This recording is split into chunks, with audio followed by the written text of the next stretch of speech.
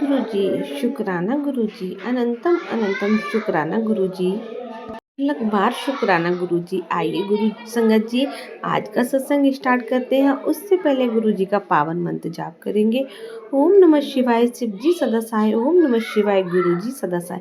संगत जी, अगर आप चैनल पे पहली बार आए तो प्लीज़ प्लीज़ प्लीज़ चैनल को सब्सक्राइब कीजिएगा, बेल आइकन को प्रेस कीजिएगा, जिससे कि आने वाले सत्संग की नोटिफिकेशन आपको मिल सके, आप गुरुजी के प्यारे प्यारे सत्संग सुन सके। आइए संगत जी, आज का सत्संग स्टार्ट करते हैं। आज का सत्संग हमें सोनिया आंटी ने भेजा है।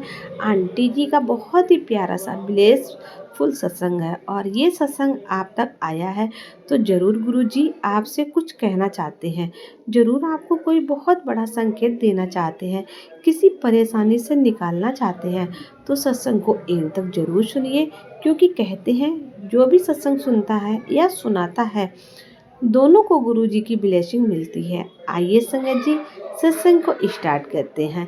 स्टार्ट करने से पहले हम गुरुजी का मंत्र जाप करेंगे। ओम नमः शिवाय, शिव जी सदा सहाय। ओम नमः शिवाय, गुरुजी सदा सहाय। जय गुरुजी, शुक्राना गुरुजी। संगत जी, आंटी जी कहती हैं, मैं 2011 में शिवरात्रि के दिन बड़े मंदिर गई थी।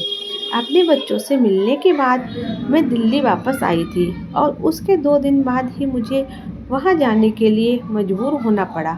मुझे मंदिर जाने की आदत नहीं थी। मैं कभी नहीं समझ पाई कि भगवान एक मूर्ति में कैसे समा सकते हैं। मेरे लिए भगवान ही सब कुछ है, और फिर भी मेरे पति ने मुझे मंदिर में और प्रसाद में मेरे लिए कुछ घर लाए थे और लंगर प्रसाद का वादा करके मना लिया। जब मैं मंदिर में गई तो मुझे लगा कि मैं घर पर हूँ। सभी दर्शनों के दौरान ये भावना और मजबूत हुई। संगत का पूरा विश्वास था कि गुरुजी ही शिव जी हैं। मैं चौंक गई। शिव जी भगवान थे। मैं वर्षों से हमारी धार्मिक मान्यताओं, मूर्ति पूजा के बारे में सोच रही थी।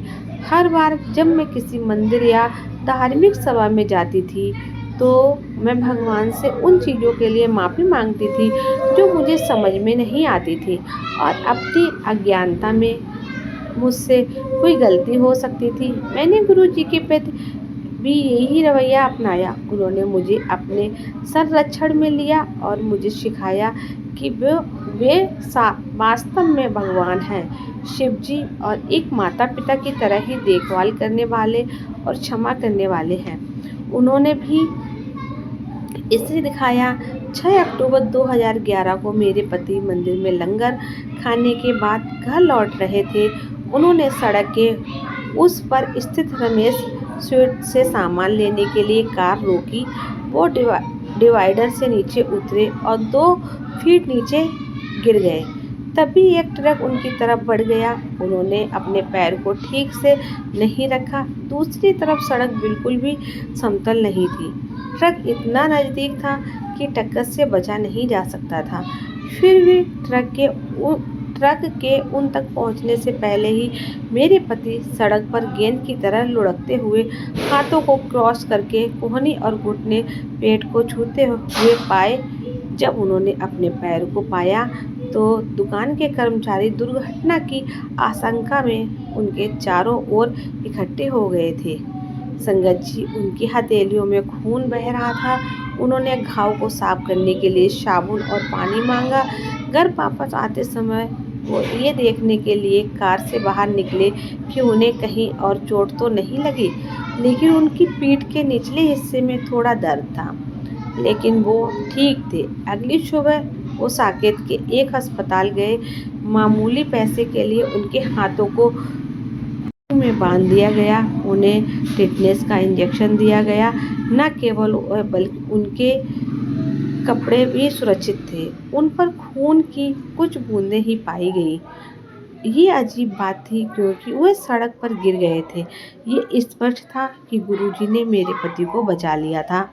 वास्तव में जब गुरुजी आपकी देखभाल करते हैं तो वह हर विवरण पर ध्यान देते हैं ताकि आप हमेशा कम से कम नुकसान के साथ बाहर निकलें। माता पिता की तरह बहुत ही प्यारा सत्संग। आंटी जी, आपका शुक्रिया सत्संग शेयर करने के लिए। मुझसे कोई गलती हो गई हो तो सत्संग कहने में तो प्लीज़ मुझे माफ़ कीजिएगा। आइए संगत जी, मैं आपको एक और सत्संग सुनाती हूँ। ये सत्संग अंकल जी का है। अंकल जी कहते हैं, यदि आप उनकी भौतिक काया के आर पार उनको देख सकते हैं तो आपको उनका संपूर्ण संरक्षण प्राप्त होगा। गुरु जी के साथ रहते हुए मेरे लिए यही सबसे मुख्य रहा है। मात्र कक्षाओं के मोह माया जाल में फंसे रहने के कारण उनका वास्तविक रूप पहचानना कठिन हो जाता है। गुरु जी के पास आपकी आशाएं पूर्ण होती, यदि आप जो चाहे वह सदा नहीं मिलता, क्योंकि वह आपके लिए उचित नहीं रहा होगा। परंतु उनके पीछे हम सबको अज्ञात उनकी सच्चाई है। इस मोह माया की अजय दीवार पर चढ़कर ही आप उनकी इस संपदा का सौंदर्य देख सकते हैं, किंतु ये इतना सहज नहीं है जितना आप सोच रहे होंगे। निश्चित रूप से वह आपको परख, यदि मैं उनके शब्दों का भावार्थ करूं तो वह आपको नींबू की भांति निचोड़ देंगे और वृक्ष की भांति जोर जोर से हिला देंगे। मेरे पूर्व कर्मों और संस्कारों के कारण दिव्या आत्मा ने मुझे अपने पास आने दिया। मेरे लिए गुरु जी का दर्शन करना अत्यंत कठिन है। मन भाव विभोर हो जाता है। जब गणेश उनका वर्णन नहीं कर पाए तो मैं कौन होता हूँ। हम गुरु जी के पास बिना किसी आशा या कष्ट के गए और उनकी आकर्षण शक्ति हमें उनके पास बार बार खींच कर ले आई। मैं सेवकों के लिए नाश्ता लेकर मंदिर जाता था। गुरु जी उस समय प्राय पाठ कर रहे होते हैं। मेरे माता पिता शुक्रवार का व्रत रखते थे। उनका अर्थ था कि खट्टा खाना तो दूर की बात थी, हमारे लिए उनको छूना भी विशेष था। उस दिन शुक्रवार था और मेरी माँ ने ऐसा कुछ भी करने के से मना किया था। उस दिन मेरे वहां पहुंचने से पूर्व गुरुजी पाठ पर कर शीघ्र ही बाहर आ गए थे। जैसे ही मैं वहां पहुंचा, गुरुजी ने अपने एक सेवक सुदामा को शीतल पेय लाने के लिए कहा। मैं गुरुजी को दिया हुआ वह पेय प्रसाद समझकर पीकर अति प्रसन्न हुआ और घर लौट आया। परंतु मुझे घर पर डांट पड़ी। मैं निराश अवश्य हुआ, पर मैंने उससे संबंधित भावनाएं मन से निकाल दी। शाम को हम मंदिर गए। गुरुजी प्रसन्नचित्त थे और सत्संग के लिए बैठ गए। हम बहुत ध्यान से सुन रहे थे। अपने स्वभाव के अनुरूप उन्होंने स्पष्ट तो नहीं कहा, किंतु व्रतों के बारे में कहा कि इस व्यर्थ प्रथा का कोई तात्पर्य नहीं है। साथ ही उन्होंने कहा कि आप भगवान के घर में हैं, जैसा वह कहते हैं करिए और अन्य अर्थहीन माध्यमों के द्वारा उनके पास पहुंचने की चेष्टा मत करें। कभी कभी गुरुजी भक्तों को सचखंड देकर उन पर कृपा करते हैं। सचखंड उनका वह प्रसाद है जो चमत्कारिक से उनके हाथ से प्रकट होता है। कई अवसरों पर मैंने उनके हाथ से चमत्कार होते देखे हैं। डॉलर नोट, स्वर्ण कण, फूल गर्म हलवा, मिश्री में लिपटी हुई बर्फी, चॉकलेट और वनीला की बर्फी, मोतीचूर और बेसन के लड्डू, हिमाचल प्रदेश की विशिष्ट टॉफी। या आज एक दिन गुरुजी एक भक्त के यहाँ भोजन के लिए गए थे। लंगर परोसा गया और प्रथा के अनुसार संगत ने गुरुजी से पहले खाया। उसके पास कुछ अधिक देर तक बैठने की कामना से मैंने शीघ्रता से लंगर समाप्त किया और उनके निकट आकर बैठ गया। वो सीधे बैठे हुए थे, उनकी कलाई उनके घुटनों पर टिकी हुई थी।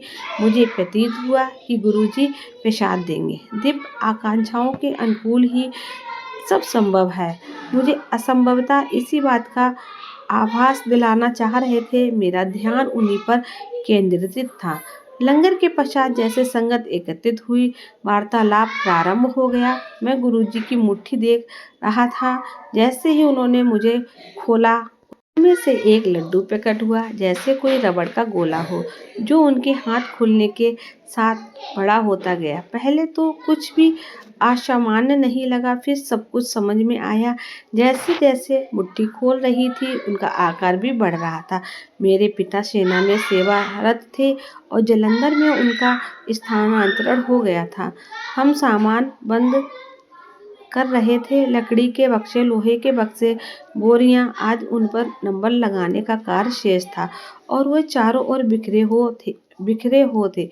तो गुरुजी घर आए। उनके प्रवेश करते ही बिजली जाने से अंधेरा हो गया। वह बोले, इमरजेंसी लाइट 13 नंबर बक्से में है।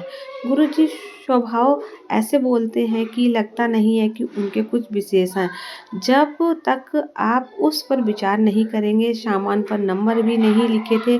कोई एक सप्ताह में जब पूरा सामान बंद गया और सहायक उन पर नंबर लगा रहा था तो मुझे गुरुजी वाली घटना याद आई। ताजे लगे 13 नंबर वाले बक्से को मैंने खोला और उसमें सामने ही इमरजेंसी लाइट रखी हुई दिखाई दे रही थी। गुरुजी के हमारे भूत, वर्तमान और भविष्य सबका ज्ञान है। उनसे कुछ भी छुपाने का प्रयत्न ना करें। मेरी माँ को ज्वर था।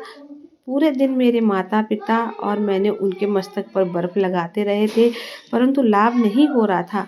औषधियाँ भी असफल नहीं थी और तापमान नीचे नहीं आ रहा था। अचानक गुरुजी का फोन आया कि शीघ्र ही वह संगत के साथ पहुंच रहे हैं।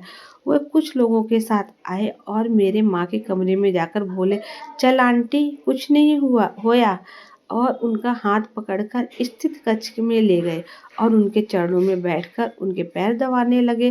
5 मिनट के पश्चात माँ का तापमान सामान्य हो गया, पर उनका बढ़ गया।